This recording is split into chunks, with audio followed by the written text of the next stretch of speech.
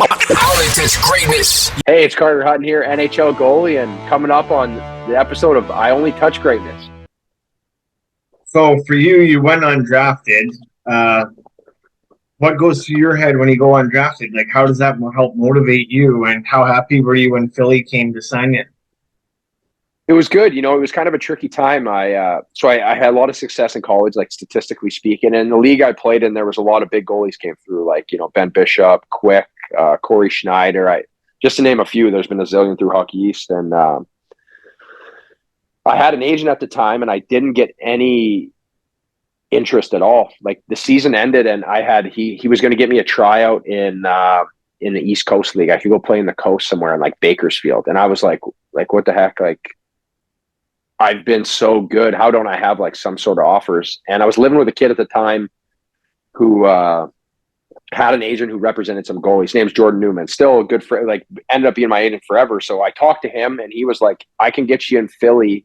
You can go play in the American League like this weekend, but you're going to have to like get rid of your agent. So I had to call my agent that I had at the time and fire him. And I switched agencies because I just was with a small guy, and I thought that was better for me. And it just worked out. It wasn't. So I had to make a tricky decision. And then next thing you know, I played 4 games in the American League, and I got called up to the NHL. And then that's when I really started holding all the cards, right? A lot of teams were interested in me because I went to the American League, played really well. And then you eventually signed with Chicago, eventually winning the Stanley Cup. But I know that your name didn't happen to get engraved on it, but what did you drink from the Stanley Cup, and how heavy was it really?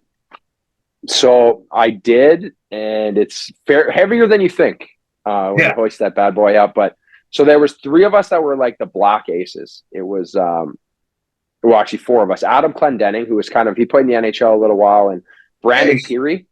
Yeah, Adam Clendenning has a great career. Brandon Peary, who's been up and down, unbelievable, and rest his soul, Jimmy Hayes passed away, and me. We were like the 4 main black aces.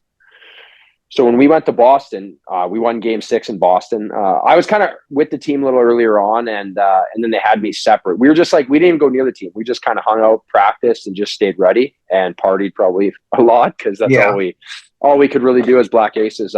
But they brought us to Boston. I had played the last game of the year for the Hawks. That was my first NHL start after I'd backed up about 20 or so, and then we win the cup. So we're up there, and we had talked about it. We're on the plane ride over to Boston. We're like, do we touch the cup? Do we we're kind of unsure of ourselves. And so we win it, and we're partying after at Harry Carey's bar in Chicago on the flight back. And we get back, and Jonathan Taves just comes over right away and just like gives us the cup. He's like, fucking rights, boys. You helped us win it. Like, what a leader, right? What a great guy. And so we grab and we hoist the sucker up because we were so unsure of ourselves. The next thing you know, they're pouring beers in it, and we're drinking beers, and it was really cool. And then I have a Stanley Cup ring. So they gave me a Stanley Cup ring. Yeah. My name didn't get on the cup, but Patrick Sharp's from my hometown. So I was able to, when he did his cup party, he included me in everything. So my parents got to come by his house, and then I brought all my friends to the party that night. And by the end of the night, my buddies were holding the cup like they won it. So it was a lot of fun. Hey, do you have any like hard feelings towards not getting a chance, not having your name on it? No, not really. But you were there for the winning, right?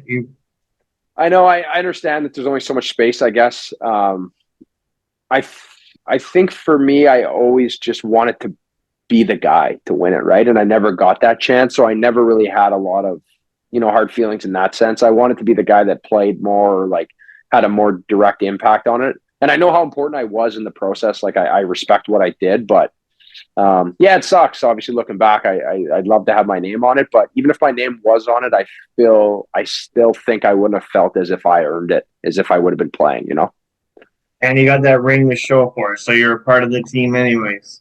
Yeah, it's cool, right? Like even I've done a few events here now, being retired, and I brought the ring. It's cool, right? Some I don't personally wear or anything like that, but it's nice for people to see, and and looking back on it now, it's pretty cool. It's all over, and I have that to show for it.